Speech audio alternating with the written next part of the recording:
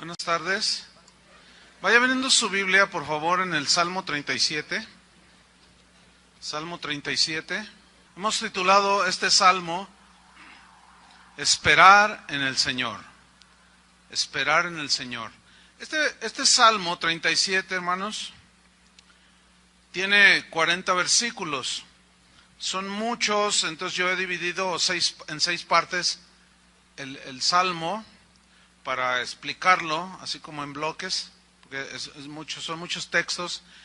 Y de los versículos 1 al 11, ahí está el primer segmento que habla de cómo el justo, el Hijo de Dios, el cristiano, debe aprender a esperar en el Señor, aprender a esperar.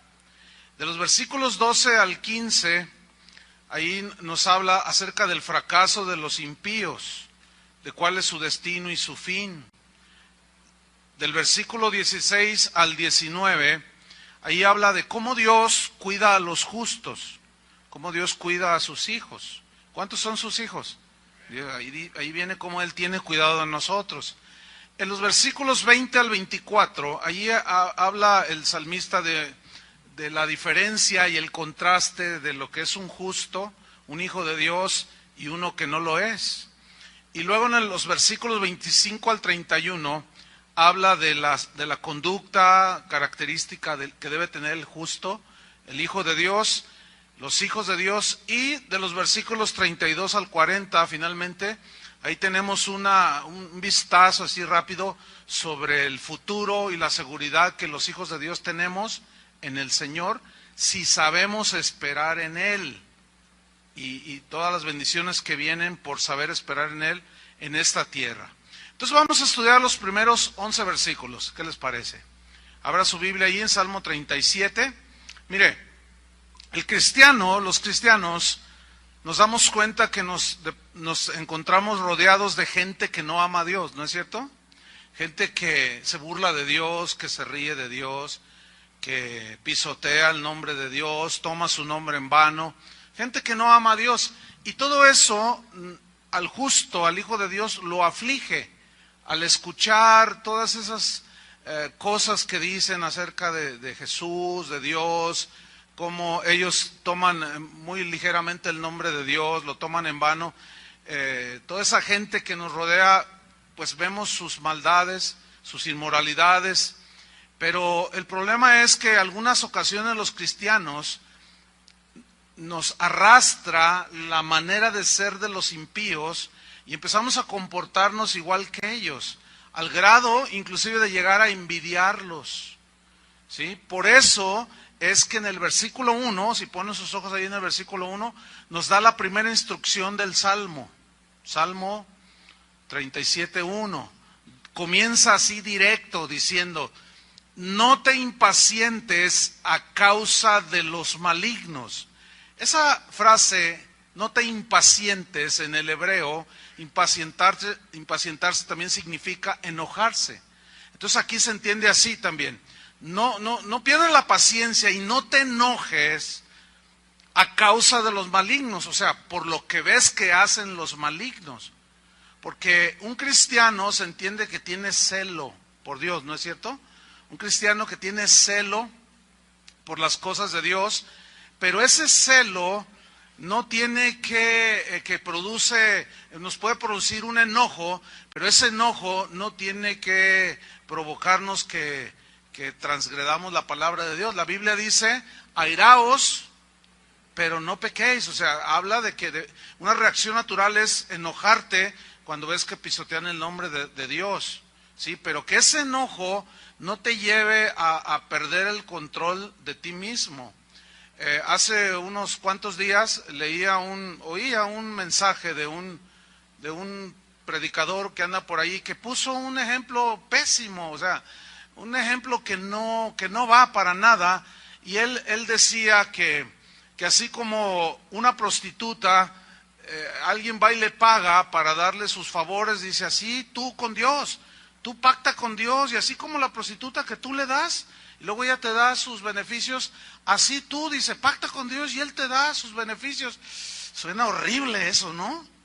Bueno, yo cuando lo oí sentí bien feo, dije: ay, qué pésimo ejemplo, o sea, qué pésimo conocimiento de la Biblia, comparar a Dios con una prostituta en cuanto a que tú le das y ella te da, tú le das a Dios y Él te da.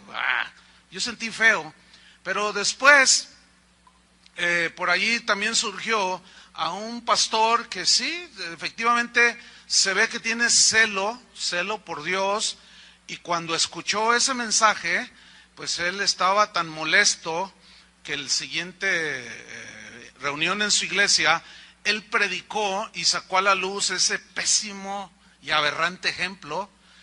Pero llegó el momento en que él estaba predicándolo y estaba tan enojado que empezó a decir un montón de malas palabras. Y sí, se lo merece y más, y quién sabe cuántas cosas decía. Entonces, no, hermano, ok, los malignos, los perversos, los torcidos, los falsos, pues hacen un montón de aberraciones, pero eso no nos debe de llevar al grado de perder toda la cordura. Entonces, fíjate cómo empieza el Salmo: no te enojes, no te impacientes por lo que ves que hacen los demás, ni cómo viven, pero luego sigue añadiendo en el versículo 1, dice, ni tengas envidia de los que hacen iniquidad. ¿Cómo es posible que un cristiano tenga envidia de los que hacen iniquidad? Bueno, sí, ahí está. Si lo dice ahí es porque somos dados a eso. Ahora, aquí la palabra envidia también en el hebreo se traduce por tener celos. Pero ¿en qué sentido tener celos de alguien? Es porque tú deseas tener aquello. Y eso se traduce en envidia. Por eso está bien traducido envidia aquí. ¿Sí? Ni tengas envidia. Pero en realidad la raíz es más acercada a tener celos. Entonces dice, no te impacientes, no te enojes a causa de lo que ves en los malignos, todo lo que hacen y aún todo lo que tienen. Dice, no tengas celos de ellos, no tengas envidia de los que hacen iniquidad. ¿Pero envidia a qué? Vamos a ver, en el Salmo 73, búsquelo, porque aquí está el caso de un hombre llamado Asaf. ¿Quién era Asaf? Asaf era uno de los cantores en el tabernáculo de David, era uno de los dirigentes de la alabanza y la adoración, y de pronto él dejó todo para servir a Dios en ese ministerio, y él estaba dedicado a tiempo completo. Pero hubo un momento en que empezó a ver a los impíos, cómo prosperaban. Entonces mire, ponga atención ahí en el Salmo 73, versículo 2. ¿Me das un poco de monitor, Pico, por favor? Dice Salmo 73, versículo 2. En cuanto a mí, dice, casi se deslizaron mis pies. Noten, casi, por poquito, dice. Por poco, faltó muy poquito para yo ser arrastrado. Dice, por poco, dice, resbalaron mis pasos. Estuve a punto de irme al precipicio. ¿Y en qué consistía ese resbalar? Versículo 3. Porque tuve, ¿qué dice? Envidia. Tuve celos. ¿De quién? De los arrogantes, de los soberbios, de los prepotentes, dice. Ahora, ¿por qué? ¿De dónde surgieron esos celos y esa envidia? ¿Viendo qué? La prosperidad de los impíos. O sea, en lugar de poner sus ojos en Dios y estar contento con lo que tenía, él empezó a poner sus ojos en los impíos, en los malos, en los arrogantes, en los perversos. ¿Por qué? Porque prosperaban materialmente mucho más que el mismo Asaf. Este solo versículo nos demuestra que para prosperar no se necesita ni a Dios. Para prosperar no se necesita ni a Cristo.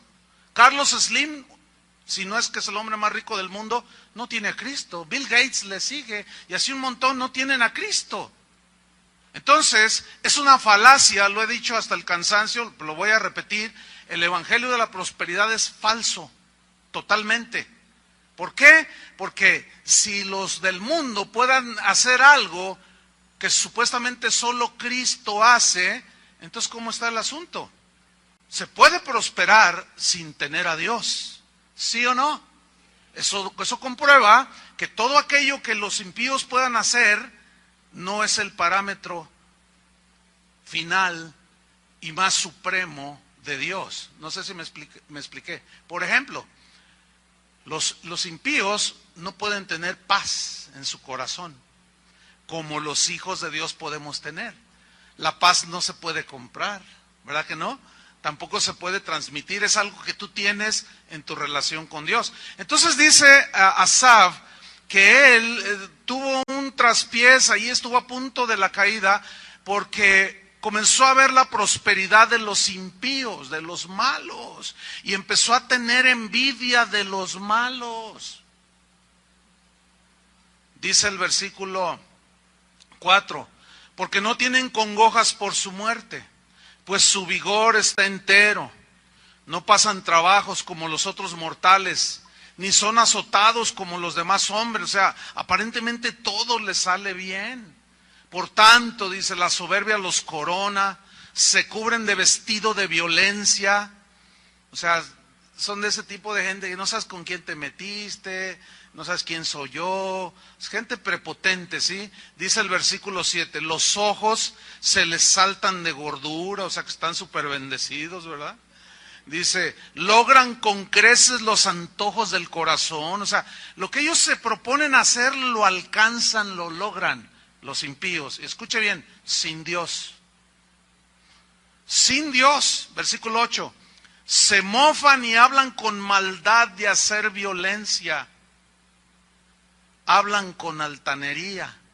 Ahora, fíjate cómo Asaf está narrando dos cosas muy interesantes. Una, que los impíos prosperan y que son orgullosos, soberbios, prepotentes, se burlan de Dios, no toman en cuenta a Dios, en lo que ellos planean lo logran porque ellos tienen poder económico, tienen influencias, son compadres del gobernador, y si cometen algún delito por ahí, pues el procurador es su amigo y les tapa, y todo eso, ¿no?, que hay en el mundo.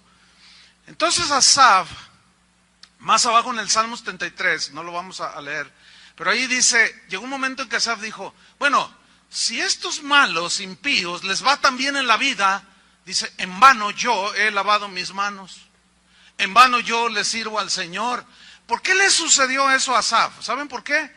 Porque bajó su enfoque de su mirada, que la debería tener en Cristo, en Dios, la bajó al nivel de los hombres y empezó a compararse. Dijo, no, a ver, mira el vecino. Es fraudulento, es mentiroso, engaña a la esposa y mira, ya está de puesto, lo subieron en su trabajo. Hace esto, hace el otro, mira, ya está estrenó un auto y yo ni bicicleta tengo. Entonces, escúchame bien, ahí es donde está la tentación para el cristiano, que todavía no ha sabido equilibrar que las riquezas que nadie puede tener son eternas, que es Cristo y su herencia espiritual que Él nos dejó, la paz, la misericordia, la gracia. ¿Quién tiene eso? Los hijos de Dios. Y somos inmensamente ricos. El problema es cuando empezamos a compararnos con los demás. Y luego en el mundo hablan de éxito y que usted logra lo que usted pueda, lo que usted anhele, usted lo puede tener y no sé cuánto. Entonces ahí andan los del mundo todos afanados. Nosotros bajamos la mirada de Dios y comenzamos a compararnos con los impíos. Y luego todavía se pone peor la cosa si a usted le predicaron incorrectamente, erróneamente, cuando le dijeron, si tú te entregas a Cristo, tu negocio se va a triplicar. Y resulta que te entregaste a Cristo y no solo no se triplicó, cerraste el negocio. Entonces el cristiano no entiende, no sabe, y empieza a deslizarse en los caminos de Dios. Aquí nos lo dice el Salmo, volvamos al Salmo 37. El mismo David nos dice el fin de los malos, para tenerlo en cuenta. Porque como hierba serán pronto cortados los malos, y como la hierba verde se secarán. Y luego en el versículo 3 empieza una exhortación de parte del el Espíritu Santo que inspiró a David, una exhortación a que nosotros confiemos en Dios.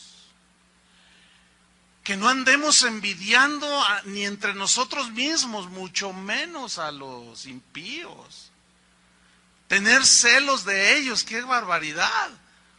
Versículo número 3 dice, confía en Jehová, dice, y haz el bien. Esa instrucción de confiar en Dios es para los cristianos. ¿Cuántos son hijos de Dios? Ok, mira, la palabra confiar aquí, en el hebreo, tiene una idea más amplia. Significa apresurarse a refugiarse en Dios. Es decir, viene la tentación y tú apresúrate, no a caer en la tentación. Apresúrate a refugiarte en Dios. ¿Me entienden? Viene la insinuación, viene la ocasión para la envidia, cuando empiezas a ver a nivel puramente humano, y dices, y empiezas, Señor, ¿y entonces yo qué? ¿Por qué esto conmigo? En lugar de eso, confía. Es decir, plenamente, de una manera apresurada, corre a refugiarte en Dios. Significa también estar tranquilo. O sea, tú mira a tu alrededor, puedes ver la prosperidad de los impíos, pero tú estate tranquilo, tú eres hijo de Dios, ¿sí? Tú sabes que Dios sabe sostener a los suyos, tú sabes que Dios es proveedor también nuestro, tú debes de saber que Él a veces nos prueba para que nosotros aprendamos a depender de Él. Tú debes de estar tranquilo y bien consciente, en paz, y saber que Dios en ocasiones permite situaciones difíciles en nuestra vida para que aprendamos cada vez a confiar en Él. A que lo primero que hagamos, en lugar de deprimirnos, en lugar de vociferar o maldecir o irte de la iglesia, aprendas a refugiarte apresuradamente en Dios. Que Dios sea tu refugio total. Dice la Biblia, el que habita al abrigo del Altísimo morará bajo la sombra del Omnipotente, bajo el cuidado del Omnipotente. Entonces dice, confía en Jehová y haz el bien. Ahora, quiero que alcancen a ver que ese confiar en Jehová es que Él no te va a dejar. ¿Por qué dice, haz el bien? Ese es en contraste con el mal que hacen los impíos. Por eso dice, haz el bien. O sea, tú no hagas lo que hacen los impíos. Sí, lo ves con un BMW, un BMW, un Mercedes. Sí, lo ves. Pero ¿producto de qué es? No siempre, por supuesto, pero los impíos, pues esos no tienen temor de Dios, ¿sí? Entonces dice, pero tú haz el bien. Si ellos cometen fraude, tú no lo cometas, ¿sí? Si ellos engañan a su esposa, tú no engañes a tu esposa. Tú haz el bien, es lo que está diciendo aquí. Tú haz el bien, haz lo contrario a lo que hacen los malignos.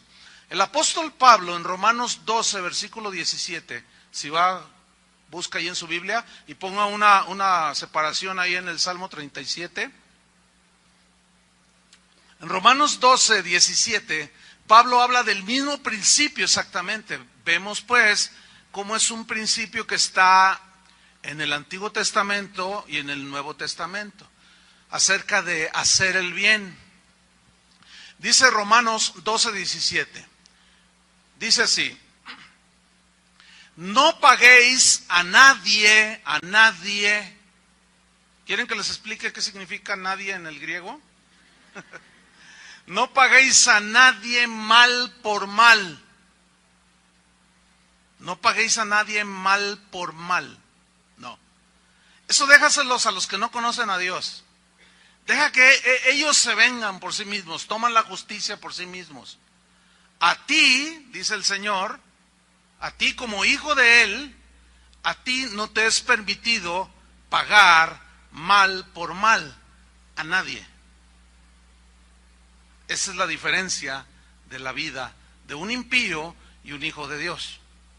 No paguéis a nadie mal por mal, procurad lo bueno delante de todos los hombres. Procurar lo bueno significa acciones que no dañen a los demás. ¿Entiendes? Procurad lo bueno, procura siempre hacer lo bueno. No seas como los impíos. Versículo 18. Si es posible, esa frase, si es posible, significa que no depende totalmente de ti, lo que sigue a continuación. Si es posible, en cuanto dependa de ti, estad en paz con todos los hombres. Es decir, hay un conflicto, hay un conflicto entre dos. Tú eres cristiano, el otro no es cristiano. Entonces, el no cristiano se enoja, el cristiano también se enoja, ¿cierto? Pero al cristiano se le dice, tú perdona. Al impío no, ¿cómo va a perdonar? No sabe de qué se trata el asunto. Entonces, cuando dice, procurad lo bueno, en cuanto dependa de vosotros, estad en paz, es entonces que tú tomas la iniciativa para sanar ese conflicto, ya sea en la familia, donde sea, esa situación que está dañando los sentimientos de la familia. Entonces, tú vas con tu esposa, que no es cristiana, tu esposo, el tío, el abuelo, el vecino, qué sé yo, tú vas con él y dices, oye, ¿sabes una cosa? Mira, yo la verdad, pues no debí de haber reaccionado así, yo quiero que me disculpes, quiero que me perdones. Entonces, el otro reacciona mal y dice, no, a mí que me importa, y que tú, hipócrita, y te empieza a decir, ay, sí, porque vas ahí a tu iglesia y agarras la Biblia, eres un hipócrita, empezando por el pastor hasta el que barre allí, todos son iguales. Entonces, tú ya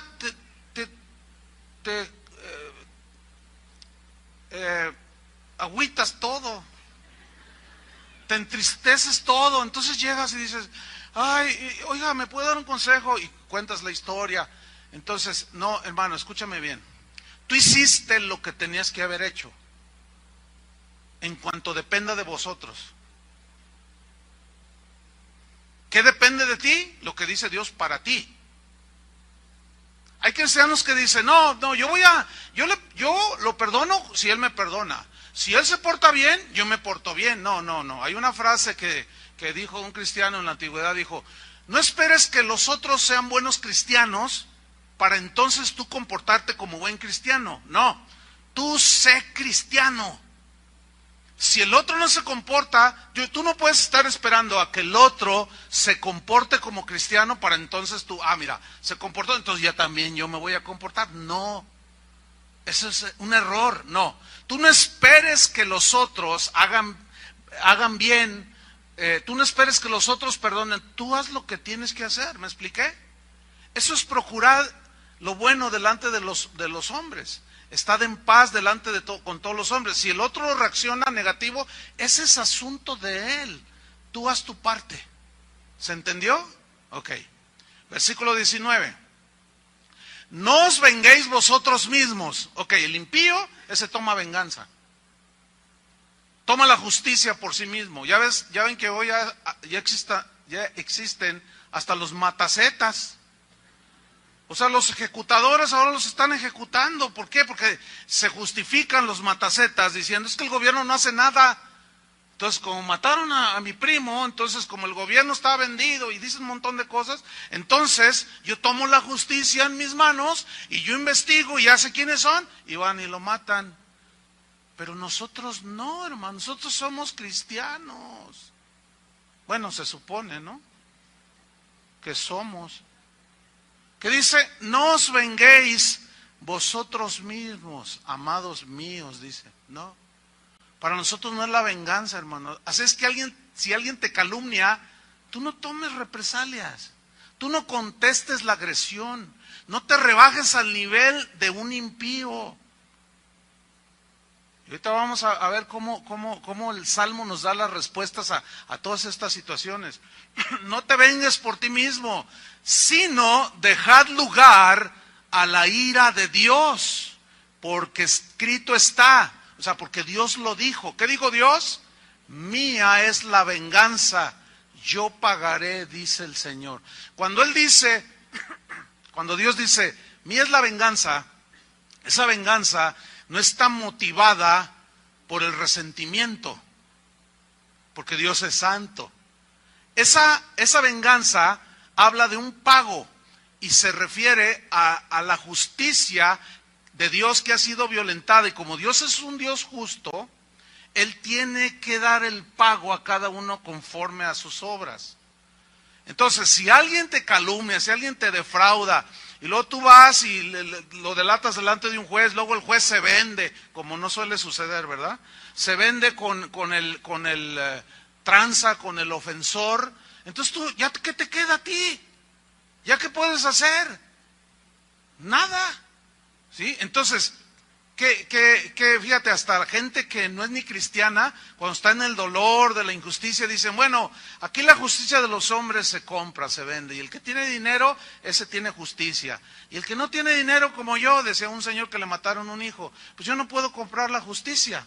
Dice, pero hay una justicia que nadie puede comprar, y es la justicia de Dios. Y yo me esperaré a que Dios haga justicia. A veces nos dan lecciones de más sobriedad y de más entendimiento que los que decimos que somos cristianos, que da vergüenza. No, hermanos, la venganza es del Señor. Tú no te cobres por ti mismo. No te defiendas a ti mismo. Deja que Dios sea tu defensor. David decía, cuando se juntaron los malignos contra mí para comer mis carnes, dice, yo esperé en Él, yo confié. Y a mí Dios me guardó, a mí Dios me defendió. ¿Por qué? Porque David era inocente de lo que le estaban acusando. Sigue diciendo el versículo 20. Así que si tu hermano, tu enemigo, tuviere hambre, ¿qué? Dale de comer. Si tuviere sed, dale de beber. Eso ya rebasa cualquier ética puramente humana. ¿No es cierto? ¿Por qué? Mira, si tu enemigo tuviere hambre, dale de comer. ¿Qué mandato, no? Si tu enemigo tuviera sed, dale de beber. Pues haciendo esto, dice, ascuas de fuego amontonarás sobre su cabeza. Este es un hebraísmo que significa tu enemigo quedará avergonzado porque él te hizo un mal. Y tú cuando lo viste en desgracia le hiciste un bien. Pero eso es divino, eso es de Dios. El versículo 21 dice, no seas vencido de lo malo, sino vence con el bien el mal. O sea, no te dejes vencer de lo malo, vence con el bien el mal. Aquí hay una hermanita, y aquí está ahorita, me contó algo bien tremendo. Resulta que ella es una persona sencilla, es una mujer humilde, sencilla, ama a Dios con todo su corazón, y decía que sus familiares, sus hermanas, sus hermanos, la querían despojar de sus bienes de ella. Pero ella decía, no, pero ¿por qué? Es lo que Dios a mí me ha dado. No, que fírmame aquí. Entonces la agredían, primero verbalmente. Bueno, llegó el momento en que la agredieron físicamente y la golpearon con puños y pies. Y aquí está esa hermanita ahorita. Y cuando ella me contó, me dijo, ¿qué hago? Le dije, bueno, ora por tu familia, que Dios tenga misericordia. Entonces, bueno, sí. Pasó como un mes y medio, no sé, y vino conmigo hace como unos 15 días. Y me dijo, pastor, ¿se acuerda lo que le comenté de mi familia? Fíjese que mi hermano, uno de los que me agredían, se subió a un árbol, algo estaba haciendo ahí cortando ramas, no sé, y que se cae del árbol. Pero se vino y dio el ranazo. Y pues imagínate caerte de una altura 5 o 7 metros. Dice, no, pues ahí quedó, llegó la ambulancia. Bueno, llamé a la ambulancia, se hizo todo aquello. Entonces, pues ahí estaba mi hermano todo mal, todo quebrado y todo mal. Dice esta hermanita. Entonces yo me acerqué con él y le dije, mira, tú no te preocupes. Pero fíjate, yo noté que lo que ella me estaba contando le salió espontáneo. Y dijo, no te preocupes, yo te voy a venir, yo te voy a cuidar, yo te voy a hacer tu sopita, yo te voy a hacer tu caldito, yo te voy a cuidar de ti. Y dice que el hermano así todo cabrón, nomás la miraba. Así como diciendo, ¿y ahora esta? ¿Ves? ¿Qué sucedió allí? Esta hermana no fue vencida de lo malo, sino venció con el bien el mal. Esta hermana no se dejó vencer por la amargura, por el enojo, por la revancha, ¿entienden? Por la venganza, no. Entonces yo le dije a esta hermana, le dije, ¿sabes una cosa? Lo que tú hiciste con ellos, que te maltrataron y hasta te golpearon, fue uno de los actos de adoración más profundos que un cristiano puede hacer a Dios. ¿Por qué? Porque cuando tú obedeces la palabra de Dios, como está ahí, estás honrando a Dios, estás siendo dócil y obediente, y te estás portando como lo que es una cristiana. Y yo le dije, sigue así, no seas vencido de lo malo, sino vence con el bien el mal. Esta frase de vencer es tomada de los luchadores grecorromanos de aquellos tiempos, que luchaban entre sí, pero como ahora los luchadores, bueno, ya degeneró en todas unas payasadas, ¿no? Los luchadores, ¿no? Pero siempre había como, bueno, los luchadores estaban ahí en el Coliseo, y siempre había quien le iba a cierto luchador grecorromano y luego a otro. Pero siempre había algo muy que todavía se da en las luchas, como que unos representaban a lo bueno y otros a lo malo. Sí, ahora en la lucha libre que se estila en esos tiempos son los técnicos y los rudos. Y los técnicos supuestamente representan a los buenos y los rudos a los malos, ¿verdad? Y la mayoría de la gente le va a los técnicos, o sea, a los buenos. Entonces, cuando empiezan a luchar, el técnico, el bueno, lo hace bajo las reglas, pero el rudo, el malo, empieza a hacer cosas prohibidas. Y el referee se voltea, se distrae y ¡pum!, le da un puntapié donde no se vale. Entonces el otro cae y ya le cuenta y ya le da el gane. Y el otro dice, no, es que violó la regla. Y el otro, como es rudo, es malo, lo venció. Pero lo venció ¿cómo? Engañosamente, cometiendo fraude. Escúchame bien, hay una lucha entre el bien y el mal, siempre.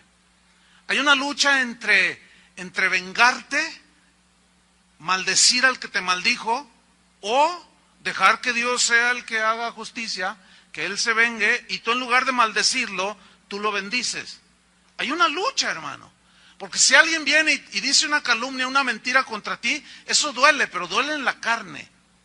¿Entiendes? Pero como Dios a nosotros nos da la instrucción, tú no te dejes vencer por lo malo. Vence con el bien el mal. Entonces Él te dice una calumnia, tú ora por él, dale una bendición. Bendecid, dijo Jesús, y no maldigáis. ¿Están entendiendo, cristianos? Entonces, fíjate, volvamos al Salmo 37. Entonces dice, después de que nos dijo, no tengas envidia, no te enojes, no tengas celos, dice, mira, tú confía en Jehová, apresúrate a refugiarte en Dios y haz el bien, dice, y habitarás en la tierra. Eso sí, esa es una frase que significa vivirás en paz. No hay nada como vivir en paz, hermanos, aquí en esta tierra. Y luego dice, y te apacentarás de la verdad. Esa palabra apacentar es un término que se usaba en relación de un pastor con ovejas, como vimos el Salmo 23, que él apacienta sus ovejas, ¿verdad? Entonces, apacentarse es alimentarse, tener abundancia de pastos buenos. Entonces, fíjate lo que dice aquí, tú no te dejes vencer por el mal, sino vénselo con el bien. Entonces tú vas a tener mucha paz, y la verdad va a ser tu alimento continuo. La verdad va a ser tu alimento. Tú vas a estar rodeado de la verdad de Dios, y esa va a ser tu seguridad. En el versículo 4 viene una frase muy interesante. Dice así, versículo 4. Deleítate a sí mismo en Jehová, y Él te concederá las peticiones de tu corazón. ¿Habían oído ese versículo? De memoria. Se lo saben muchos cristianos. Ok, pongan mucha atención. Ese versículo ha sido mal interpretado, desgraciadamente. Cuando lo sacas de su contexto, de los textos que lo rodean, los que vienen antes y después, pues le puedes dar la aplicación que más se te antoja, ¿no? Comúnmente, generalmente, este versículo se aplica más o menos a lo siguiente: deleítate a sí mismo en el Señor y Él concederá las peticiones de tu corazón. Se aplica así. Está en la alabanza, estamos en la adoración, estamos en ese momento lindo como hace un rato, ¿no? De pronto el que está dirigiendo la alabanza en cualquier iglesia dice: hermanos, la Biblia dice, deleítate a sí mismo en el Señor y Él concederá las peticiones de tu corazón. Suena bien, ¿no? Dice, entonces, como nos estamos deleitando en la presencia del Señor, en la adoración, ahorita es el momento en que tú le pidas a Dios los deseos de tu corazón. Así se interpreta. Pero déjenme decirles una cosa, es errada esa interpretación, es incorrecta la interpretación. ¿Por qué? Porque si ustedes ven en el Salmo desde que empezó, no está hablando de eso. Está hablando de comportamiento, ¿sí o no? Está hablando de no celes, no envidies, no te vengues, ¿verdad? Entonces, ¿qué significa deleitarse? Bueno, ahí va.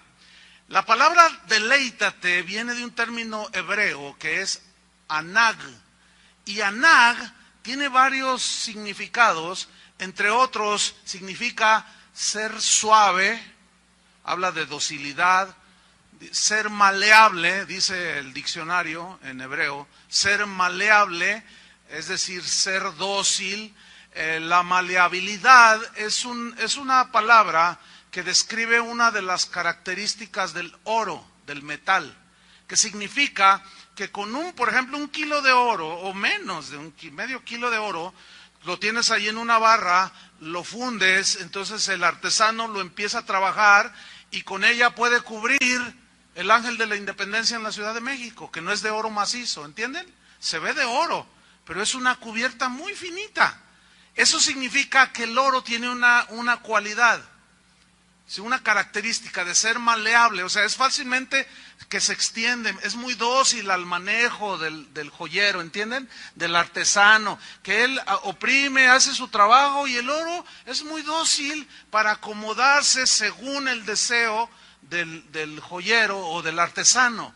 Entonces, fíjate bien, pon atención, lo que está diciendo, los primeros 3 versículos está hablando, no tengas envidia, no seas celoso de los impíos, no te vengues por ti mismo, no haz el bien, no hagas el mal, sé maleable. Y ser maleable significa ser obediente a su palabra. Y entonces dice, Él te concederá las peticiones de tu corazón. Entonces, ven cómo el contexto nos está pues confirmando que esa interpretación que yo les mencionaba no es correcta. ¿Por qué? Porque puede estar alguien allí entre toda la multitud, alguien que, bueno, hace gestos y pone carita de San Martín de Porres o de la Madre Teresa de Calcuta y hasta hacen los mismos gestos que uno cuando adora a Dios, ¿no? Pero ese que está allí, así cantando, y ay, mira cómo está en la adoración, se está deleitando en el Señor, ese puede ser un adúltero. Puede tener doble vida, puede ser un ladrón, puede ser un ratero, un mentiroso, un fraudulento, ¿me entienden? Puede ser hasta un lobo rapaz, que está haciendo los mismos gestos que todos, ¿entienden? Entonces el que está dirigiendo dice, deleítate a sí mismo en el Señor, nos estamos deleitando, lo que está en tu corazón, pídeselo. Entonces el que está en un pecado o en pecados, dice, ay, qué bonito, sí, yo me estoy deleitando. Bueno, el deseo de mi corazón, y empieza a pedirle a Dios. No, porque el contexto nos desmiente eso. ¿Lo están entendiendo? Ok, seguimos adelante. ¿En qué consiste entonces el deleite? El deleite, ¿se acuerdan cuando Jesús dijo, él se aplicó unas escrituras en el Nuevo Testamento y en los Evangelios, cuando dijo, el hacer tu voluntad, Dios mío, me ha agradado, y tu ley está en mi corazón, y él tomó una escritura del Antiguo Testamento y la aplicó a sí mismo. Cuando él dijo, el hacer tu voluntad, Dios mío, me ha agradado, esa palabra, agradar en el griego, significa que produce un deleite interno, una satisfacción interna. Entonces, ahí nos concuerda que deleitarse es hacer la voluntad de Dios. Ese es el deleite, en que le hagas caso a Dios, de no tener celos, de no tener envidia, de no estar amargado, de no vengarte, porque esa es la instrucción del Salmo, esa es la enseñanza del Salmo. En ese momento, cuando tú haces la voluntad de Dios y haces a un lado la venganza y que te calumniaron y tú bendices, en ese momento, cuando tú haces eso, de pronto algo opera dentro de ti, comienzas a sentir una felicidad de haber agradado a Dios. Porque cuando tú amas a alguien, lo quieres agradar, ¿no es cierto? Cuando tú amas a tu esposa, la quieres agradar. Cuando amas a tu esposo, lo quieres agradar. Y cuando ves que tu esposo, tu esposa, tus hijos se agradan de lo que tú hiciste por ellos, te produce una satisfacción, ¿no? A eso se refería Jesús. El hacer tu voluntad, Dios mío, me ha agradado. Por eso está bien traducido, deleítate en el Señor. Pero va de acuerdo con los 3 versículos anteriores, que hablan de no envidies, no te vengues, no, etcétera. Y Él te concederá las peticiones de tu corazón. ¿Por qué? Porque el ser dócil y obedecer su palabra, el ser maleable y hacer lo que Dios quiere, el corazón del cristiano, cuando hace la voluntad de Dios, porque la conoce, el corazón del cristiano se alinea con la voluntad de Dios. ¿Sí? Es decir, sabe lo que está haciendo. ¿Por qué? Porque lo ve en la palabra de Dios.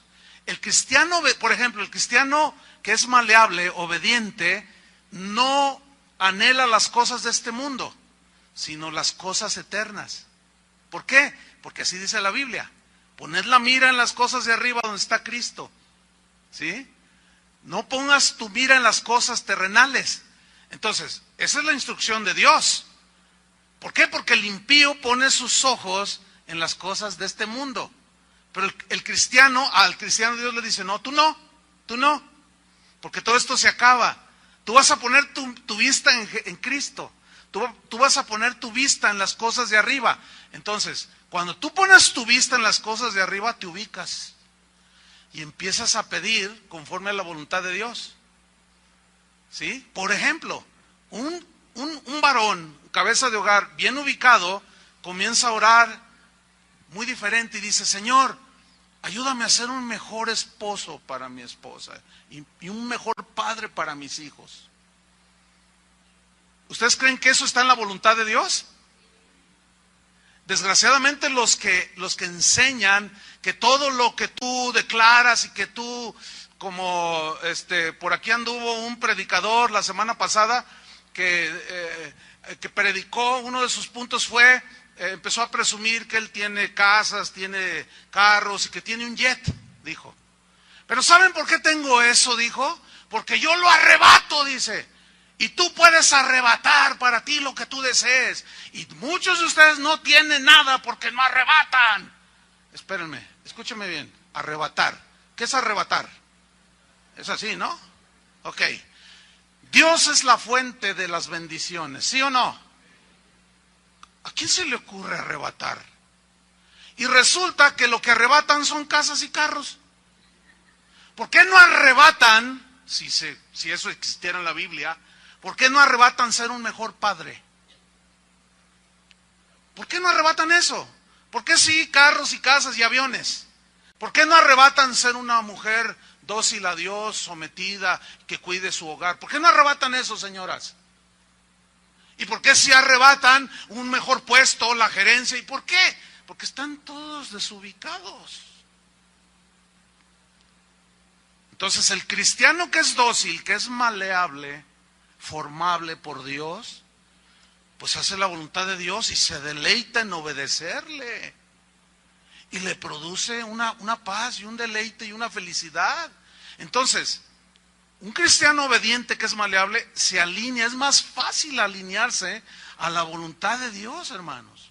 Un cristiano que es dócil y obediente sabe que Jesús dijo, busca primeramente el reino de Dios y su justicia, primeramente.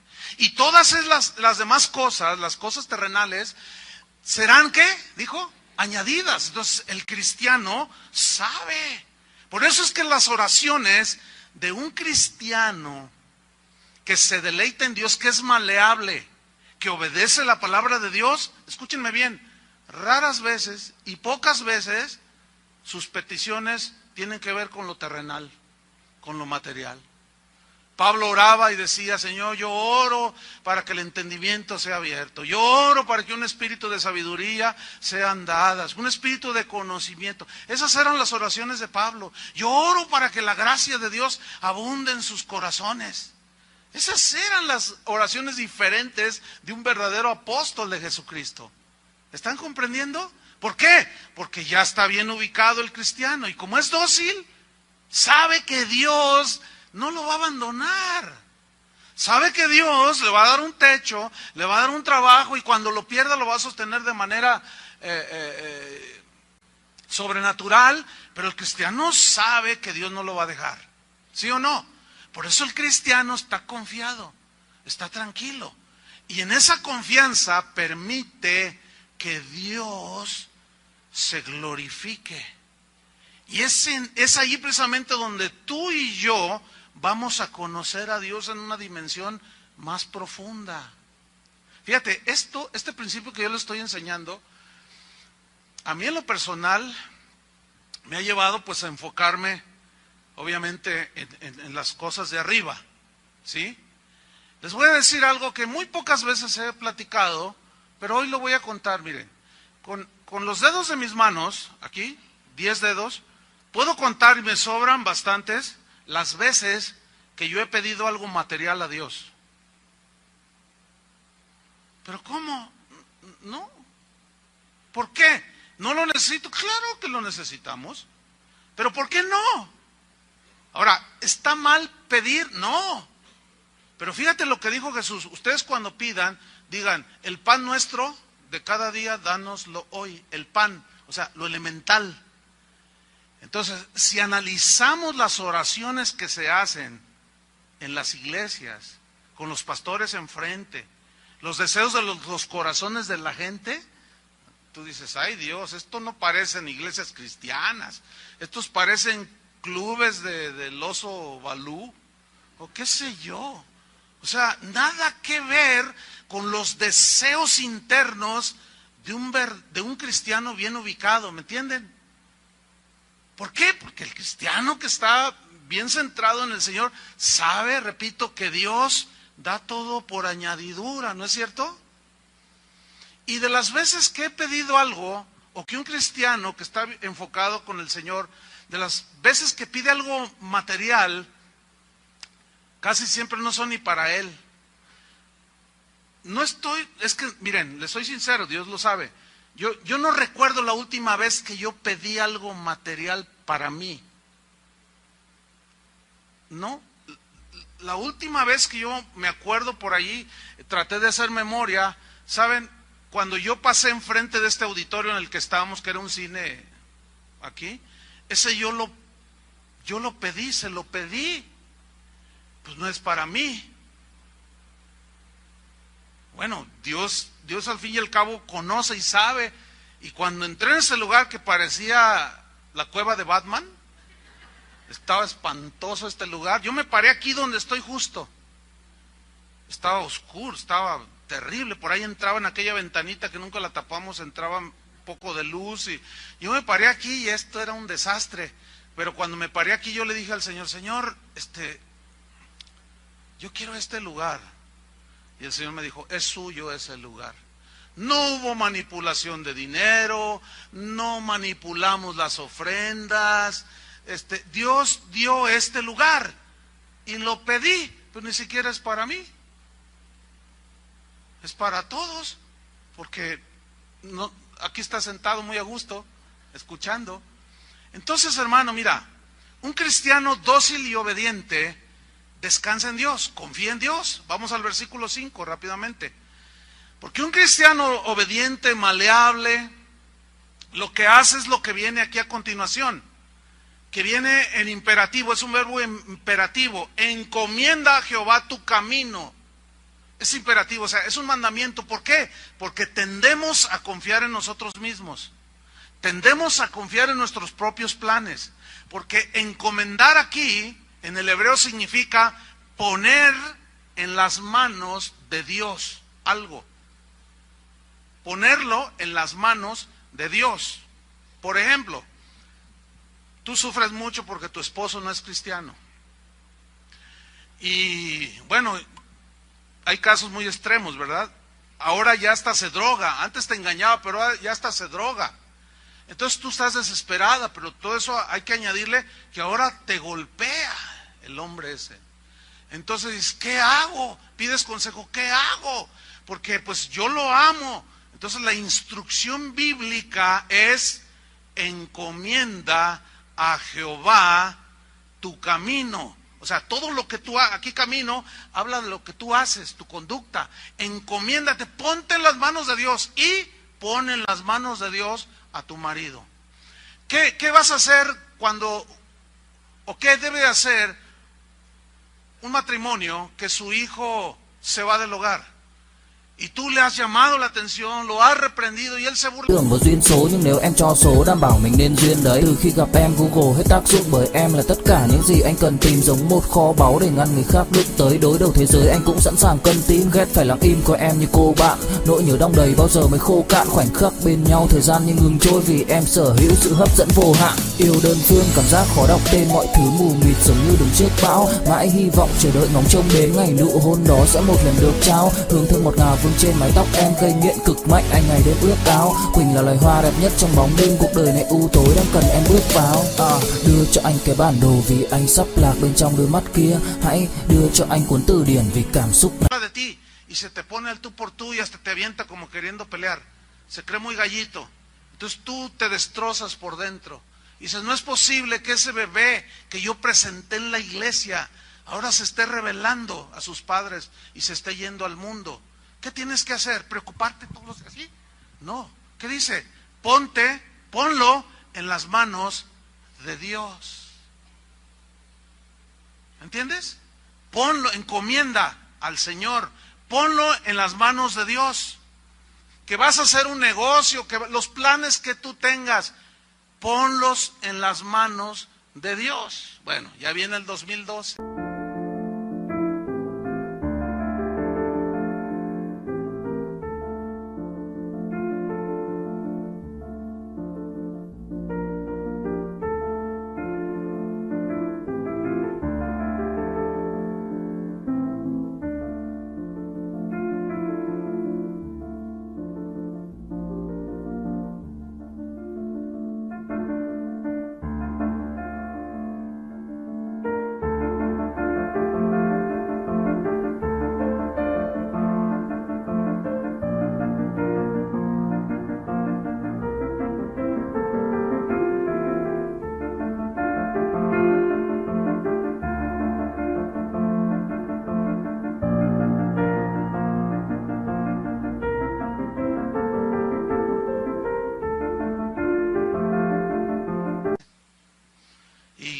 Con sus propósitos y todas esas cosas que la gente hace, y uno que otro cristiano también ahí le entra a los buenos propósitos. Bueno, el problema no es hacer buenos propósitos o buenos planes, el problema es que no incluyas a Dios en tus planes. Ese es el problema, y aún muchos cristianos. Entonces tú te adelantas y así con arrogancia, este año que viene compro casa. Cálmate. ¿Sabes qué es eso? Eso es jactancia. Más bien deberíais de decir, si Dios quiere y está en su plan y en su voluntad, podremos comprar este año nuestra casa. Y si no, para el otro. Y si no, para el otro. Y si no, pues hasta que lleguemos a las moradas eternas. ¿No es cierto? El problema es que no incluimos a Dios en los planes. Pero este año voy a hacer un tremendo negocio y haces todos los planes de tu vida. Tus buenos propósitos. ¿Se acuerdan de los que hicieron esas cosas, los propósitos cuando iniciaba el 2011? Pues ya se terminó el 2011. ¿Y dónde quedaron todos sus planes? Y algunos de ustedes se sintieron frustrados y decretaste y estableciste y ordenaste y quién sabe cuánta cosa hiciste. ¿Y qué pasó? Nunca incluiste a Dios en tus planes. O sea, no pusiste en las manos de Dios ni a tus hijos, ni a tu esposo, ni a nadie, ni tu negocio. Está terminando el 2011, ya vienen las ilusiones del 2012 y ya vas a renovar tus propósitos nuevos. Olvídense de esas cosas, hermanos. Olvídense de eso. Y vayámonos más hacia la obediencia a Dios. No tengas envidia de los arrogantes. No te llenes de amargura. No tengas celos de los impíos. No te vengues por ti mismo. No te dejes vencer de lo malo. Sé maleable y yo voy a producir, como diciendo el Señor, voy a producir en ti un deleite. Y a donde yo te diga vas, que vayas, vayas. Cuando te diga cállate, tú te callas. Tú me puedes expresar tus deseos, pero déjame a mí, como diciendo el Señor, que mi soberanía decida si eso es para ti o no. Eso es tan diferente, hermanos, eso es diferente. ¿Cómo que arrebato? Eso es una falta hasta de educación. A ver, tú llegas con tu raya, ¿verdad? Con tu aguinaldo. ¿Cuántos les dieron ya su aguinaldo? Llegas con tu aguinaldo. Viejita, mira, me dieron ya mi aguinaldo. Entonces llega tu hijo, a ver, presta para acá y te lo arrebata. Es que yo quiero un triciclo eléctrico. Entonces tú le dices, ¿qué muchacho grosero?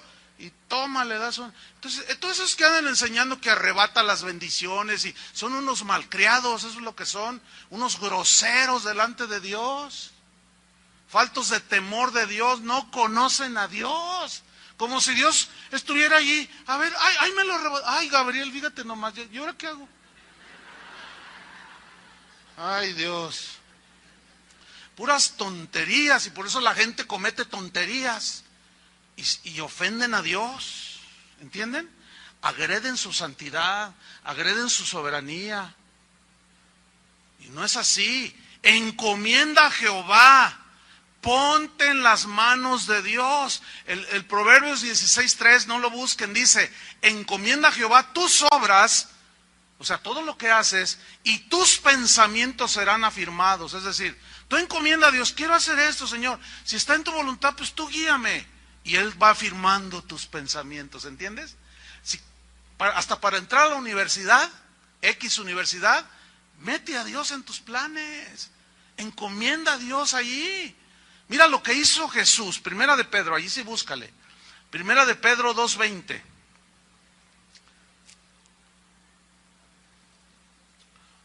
Todo, nuestra vida tiene que estar totalmente puesta en las manos de Dios, encomendándola.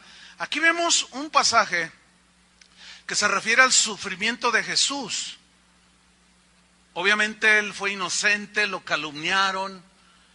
A Jesús le dijeron que era un borracho, porque iba y les predicaba a los borrachos, lo invitaban a cenar con gente de mala reputación allí en el pueblo, y él aceptaba la invitación, pero con el propósito de irles a predicar el evangelio, ¿sí? Entonces le decían, borracho y comilón, le decían, porque le gusta ir a los banquetes de los malos, de los publicanos. Un día estaba en la casa de un hombre, de un fariseo, llamado Simón, y ahí estaba Jesús. Entonces dice que entró una mujer que traía un frasco con perfume de mucho precio, y se postró ante Jesús, rompió el frasco y lo empezó a ungir los pies de Jesús con ese perfume, y a enjugar con sus lágrimas, caían ahí en los pies de Jesús y los besaba, dice, con su cabello enjugaba los pies de Jesús. Y el fariseo, como hay un montón de fariseos hoy, igual, dijo, uy, si este fuera profeta, se daría cuenta quién es esta mujerzuela. Y Jesús lo mira y dice, Simón, Simón. Bueno, no, bueno, ese es algo mexicano. Los que nos oyen en muchos países van a decir, ¿por qué se rieron? Bueno, no quiero tomarme tiempo en explicar eso de Simón. Bueno. Dice, mira, Simón, yo entré a tu casa y no me lavaste los pies, que era una atención. Entré a tu casa y no ungiste mi cabeza con aceite. Eres un fariseo. Y bueno, lo acusaban a Jesús. Un día hizo milagros y le dijeron, está endemoniado. Fíjate nomás, a Jesús decirle, está endemoniado. Y luego le dijeron, por el dedo de Belcebú, echa afuera a todos esos demonios. A Jesús lo acusaron de todo.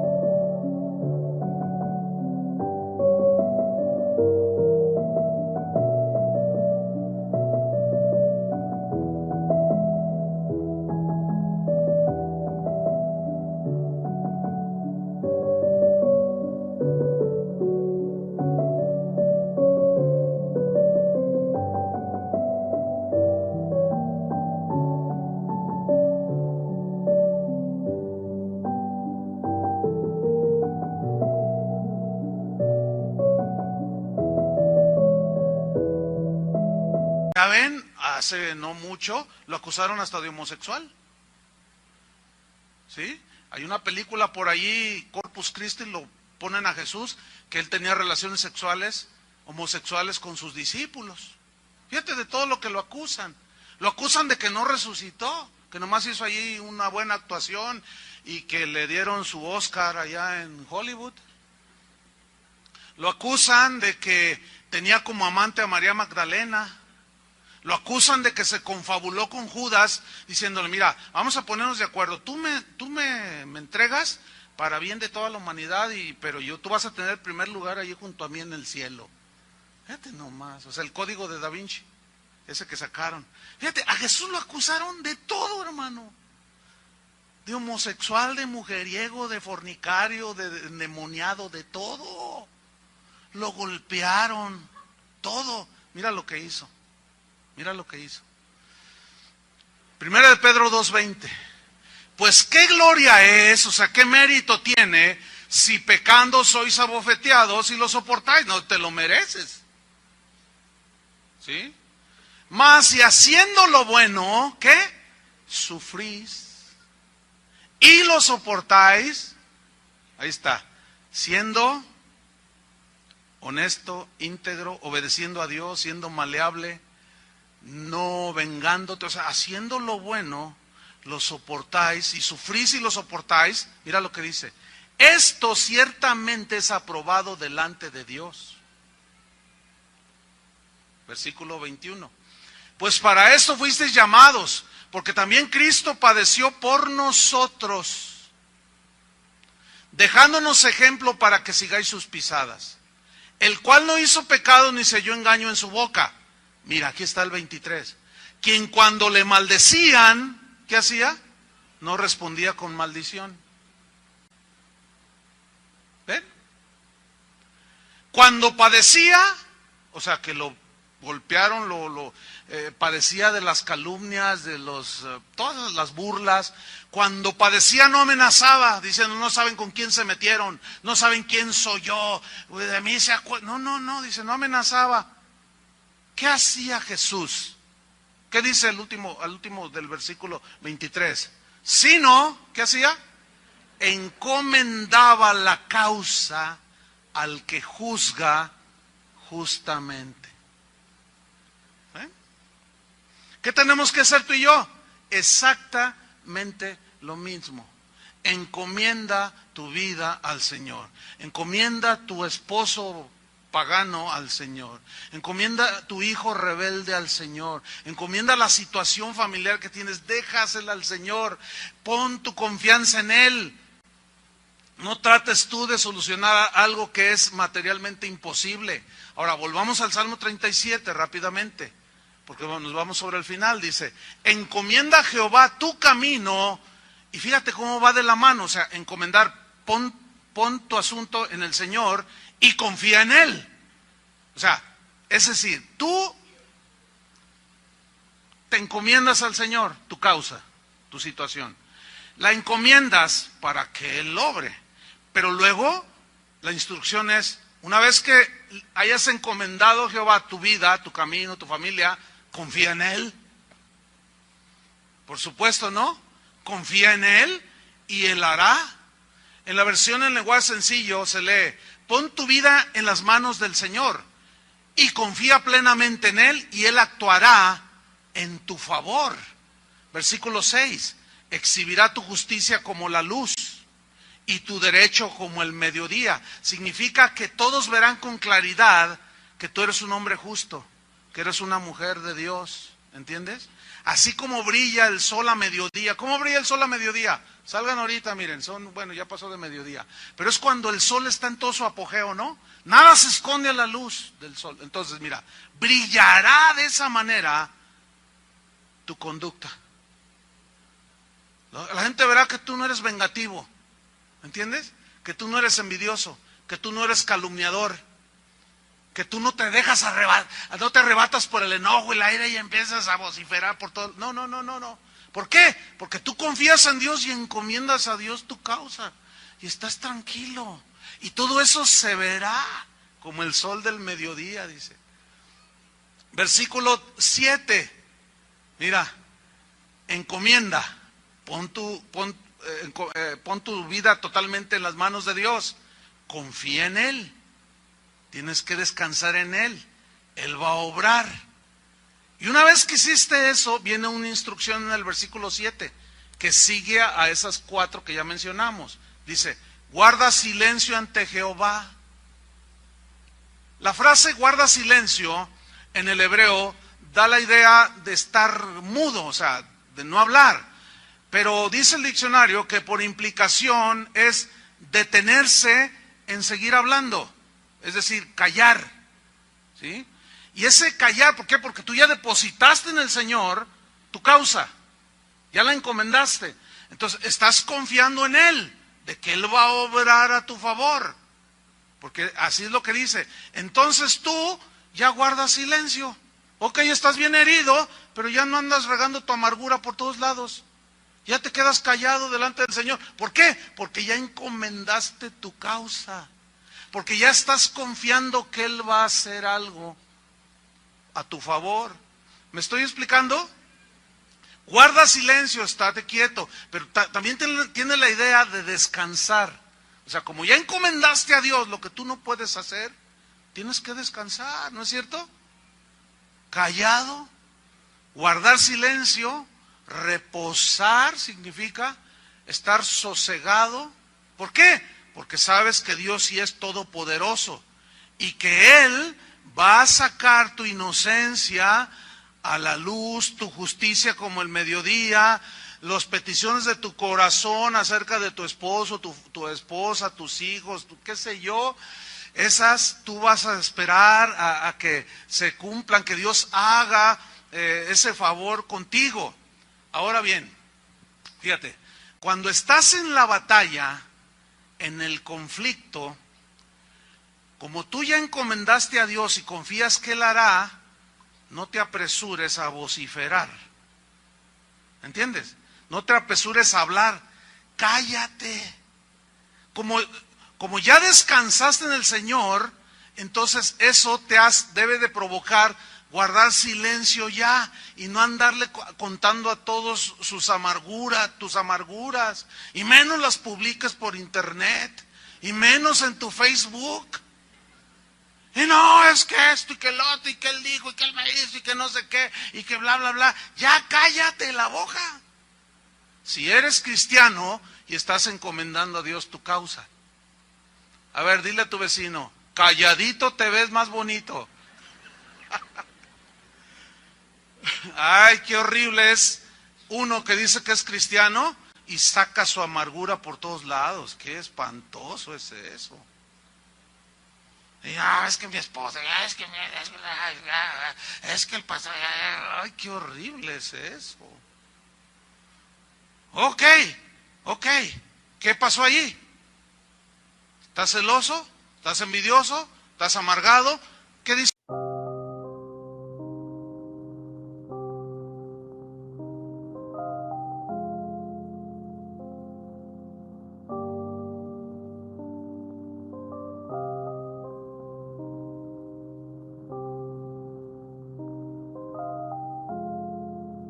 Yeah. khi say anh thường hay nhắc về em, mong khỏa lấp những u tối. Khoảnh khắc về đêm nghe lại bài ca ngày xưa cũ, ta hát về nhau nhớ những giấc mơ ta từng ước. To tát về sau và đó là khi mà anh dần lụy là không làm chủ chính mình. Thấy không gian trở nên tồi tệ, mọi thứ bao phủ chính mình.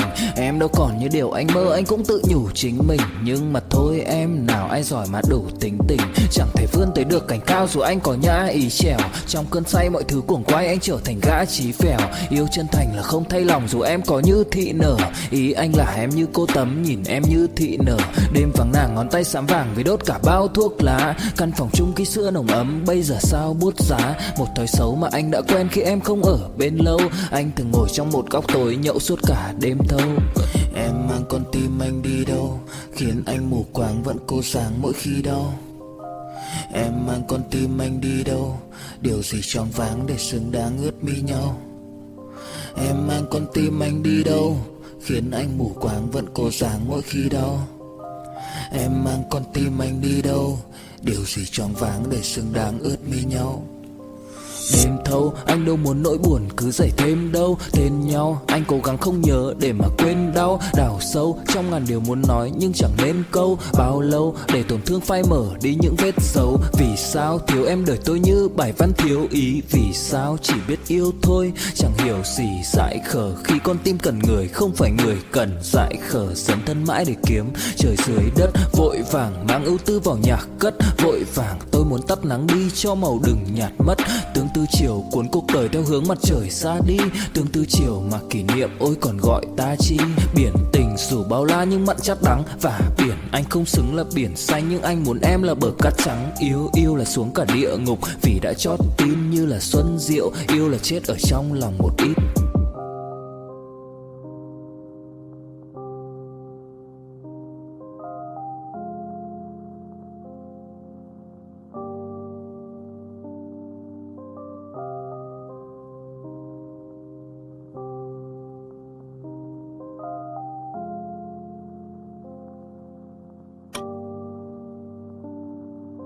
El Salmo: no te impacientes, no te vengas por ti mismo, encomienda a Dios tu causa, descansa, confía y guarda silencio. Y mira lo que viene a continuación. Ve, yo quiero que pongas en tu mente todas estos cuadros. Dice, guarda silencio, o sea, ya estás tranquilo, confiando en Él. Y luego dice, y espera en Él. Eso es lo más difícil, hermano. Esperar. Dios le dijo a Abraham, te voy a dar un hijo, te voy a dar una descendencia grande. ¿Saben ustedes cuánto tardó Dios en cumplir su promesa de darle un hijo a Abraham? 25 años. Y Abraham no era de esos payasos de que arrebato tu promesa. No. El problema es de que en la soberanía de Dios Él sabe cuándo cumple su promesa. Puede tardar un día, 15 minutos o 25 años. Pero vean, en la impaciencia de Abraham cometió un gravísimo error. Tuvo un hijo fuera de su matrimonio. Se llamó Ismael.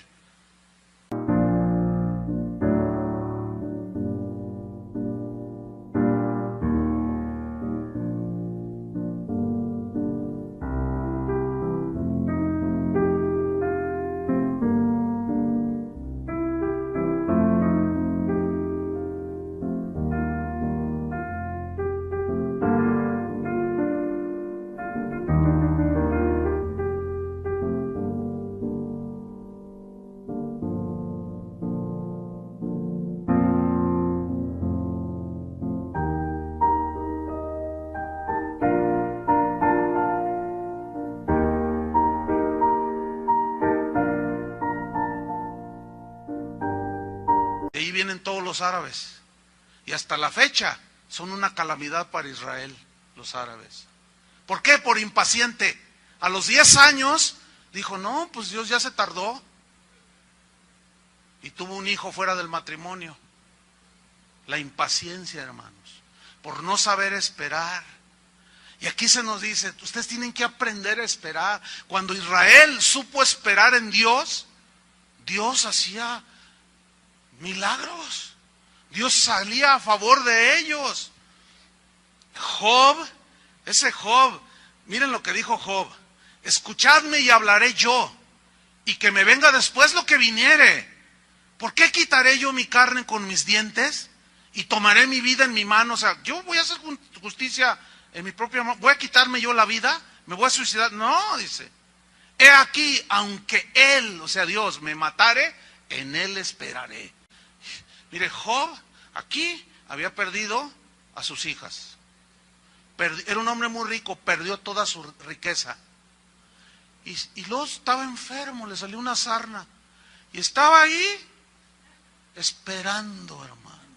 Por eso la Biblia exalta la paciencia de Job. Dice, la paciencia de Job. Y Dios se sentía tan complacido de un hombre como Job, que hasta se lo presumió al diablo. Y le dijo, ¿no has considerado a mi siervo Job? Hombre temeroso de Dios, apartado del mal, un hombre justo, un hombre recto. Imagínate que Dios opine eso de cada uno de nosotros. A mí qué me importa que fulano de tal opine de mí que yo soy el anticristo. A mí qué me importa, a mí lo que me importa es lo que piense Dios de mí. Y eso solo yo lo puedo saber, cómo es mi vida ante Dios. Nadie más, ¿sí o no? Entonces no te importe lo que digan, lo que hablen, lo que dejen de hacer. Tú encomienda al Señor, no te vengues, no te amargues como los amargados esos. Ni mucho menos cobres venganza, no les respondas a todos esos amargados. No te rebajes a ese nivel de los que te agreden. Tú encomienda a Dios, deja que Dios le dé el pago a cada uno. Y el culpable, Dios no lo tendrá por inocente, quien sea. Amén. Entonces, el problema está en esperar. Ahí está, esperar. David oró, no lo busquen, Salmo 5. Y dijo, escucha, oh Jehová, mis palabras. Considera mi gemir. Estaba gimiendo, porque aquí él era perseguido injustamente. Está atento a la voz de mi clamor, Rey mío y Dios mío, porque a ti oraré. Oh Jehová, de mañana oirás mi voz. De mañana me presentaré delante de ti y esperaré. Esa frase, me presentaré delante de ti, es presentaré mi queja delante de ti. Con Dios, sí ve y dile, Señor, injustamente me están calumniando. Señor, abusaron de mí. Señor, me quitaron mi carro. Señor, Señor, tú eres el que hace justicia. Yo quiero mantenerme como tú dices. Yo no me voy a vengar. Yo no voy a dar rienda suelta a mi amargura y a mi resentimiento.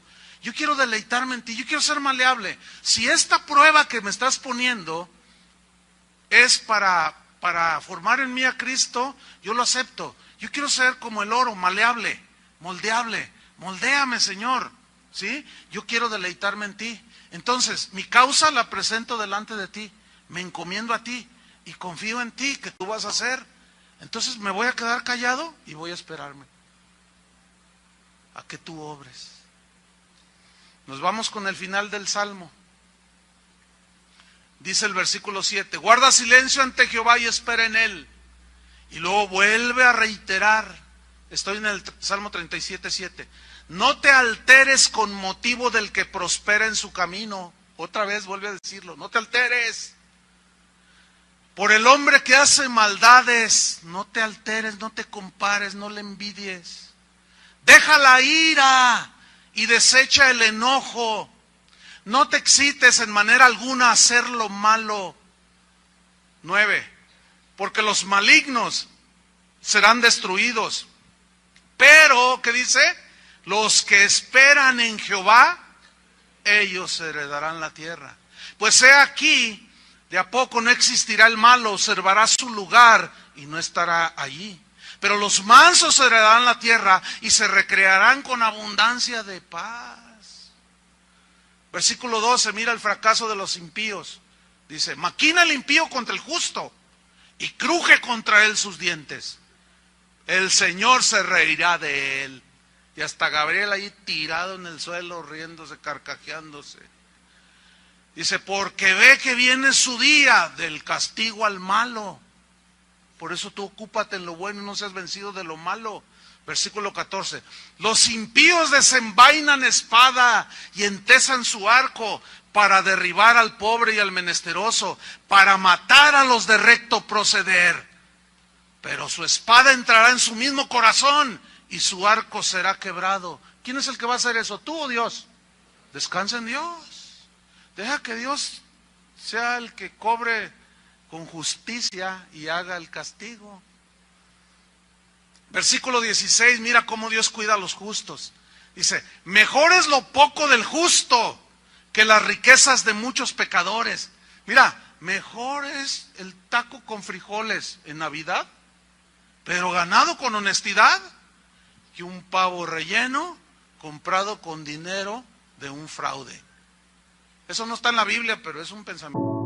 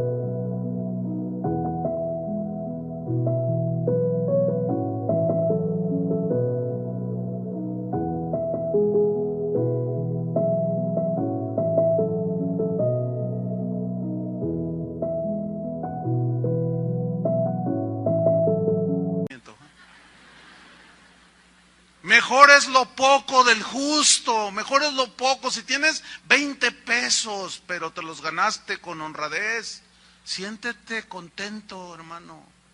¿Entiendes? Y no envidies a aquellos malos que no agradan a Dios. Y no te amargues ni pongas tu vista en ellos.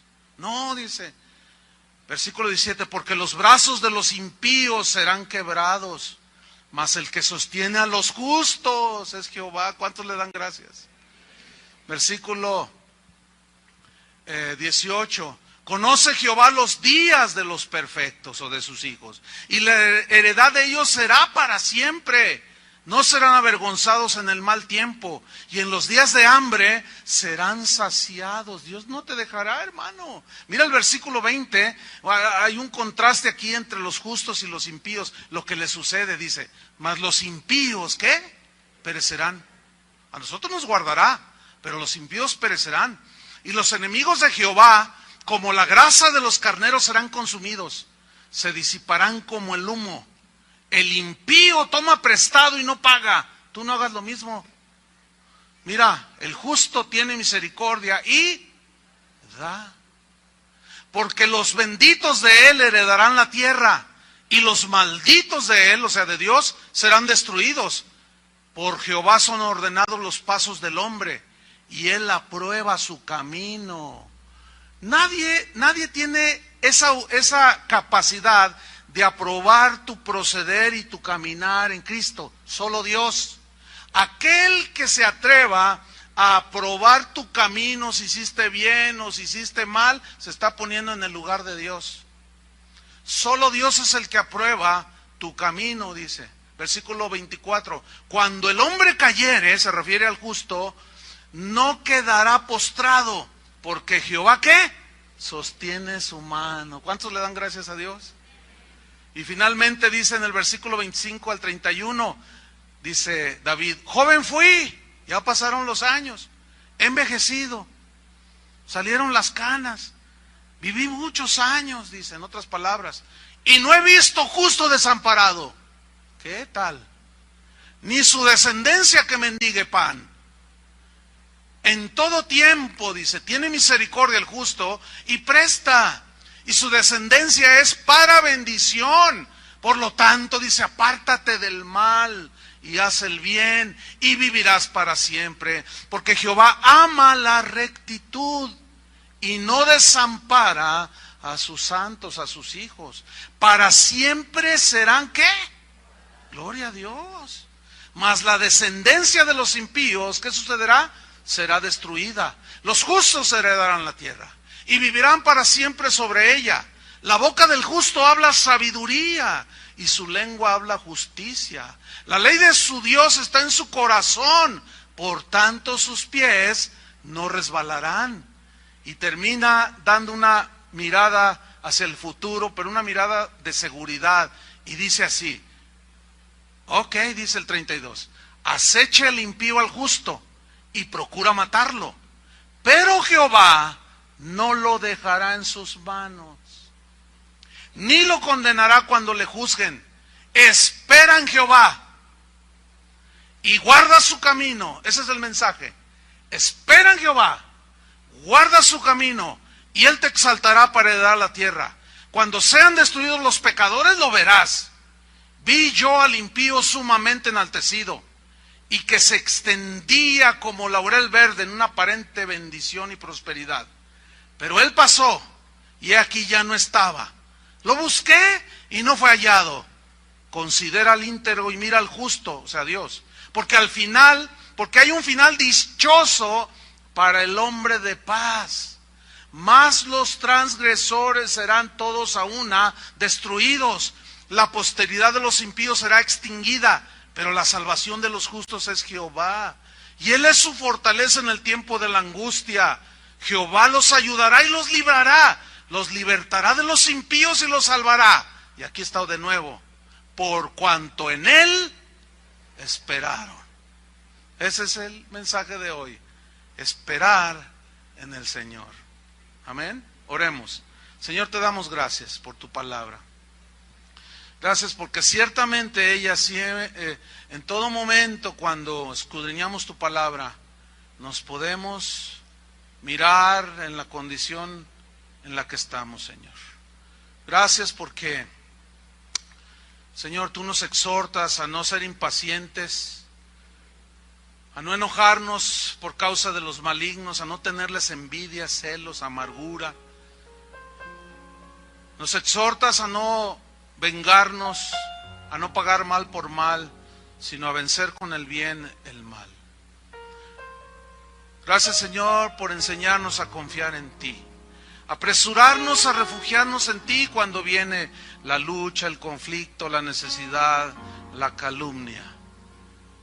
Aprender a confiar en ti y hacer el bien, a no ser vencido de lo malo, a no ponernos al nivel de los impíos o de los rebeldes, de los amargados. De esa manera viviremos en paz en esta tierra y la verdad será nuestro alimento. Ayúdanos, Señor, a deleitarnos, a ser maleables, dóciles y obedecer tu palabra, Señor. Entonces nos alinearemos a tu voluntad y es cuando tú concederás las peticiones de nuestro corazón. Esas peticiones pueden estar en tu plan y ser respondidas o otorgadas en un día, una semana o 25 años. Eso está en tu soberanía, Señor. Nosotros somos respetuosos de ti, no queremos arrebatar nada. Nosotros recibimos por medio de la fe, pedimos, creemos que aquello que está conforme a tu voluntad nos es dado. Y cuando no está conforme a tu voluntad, no nos amargamos, ni nos resentimos, ni nos sentimos menos. Simplemente entendemos que no es tu voluntad y eso nos basta, Señor, cuando nos dices no. Por eso es que encomendamos nuestro camino a ti, nos ponemos en tus manos.